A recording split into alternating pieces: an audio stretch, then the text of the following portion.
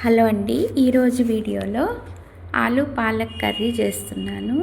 ముందుగా స్టవ్ మీద ఒక గిన్నె పెట్టుకొని ఆయిల్ వేసి ఆయిల్ వేడయ్యాక మినప్పప్పు, ఆవాలు, జీలకర్ర వేసి వేగిన తర్వాత ఉల్లిపాయ, పచ్చిమిర్చి, కరివేపాకు కూడా వేసి ఎర్రగా వేగనివ్వాలి.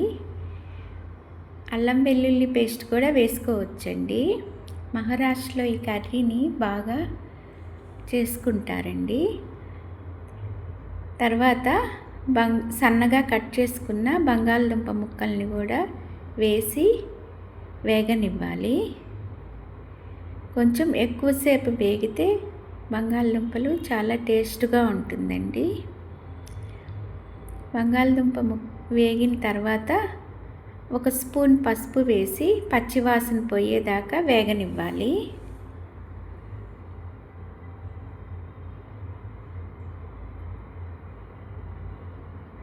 చపాతీల్లోకి, రైస్లోకి ఈ కర్రీ చాలా బాగుంటుందండి.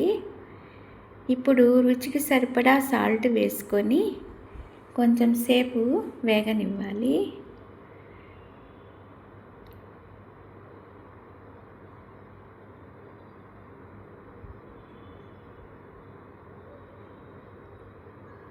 తర్వాత ముందుగా కడిగి కట్ చేసుకున్న పాలకూరను వేసుకోవాలి.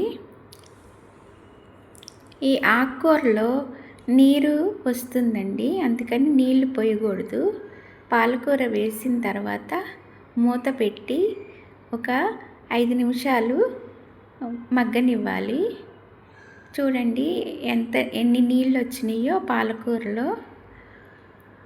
ఇప్పుడు కొంచెం సేపు ఈ బంగాళదుంప ముక్కల్ని, పాలకూరని కలిగిపెట్టాలి. నీరంతా ఎగరనివ్వాలి బాగా. తర్వాత రుచికి సరిపడా కారం వేసుకొని నీళ్ళంతా బాగా ఎగిరేదాకా ఉంచాలండి. పాలకూరలో కాల్షియం అధికంగా ఉంటుంది. కర్రీ రెడీ అయిపోయిందండి.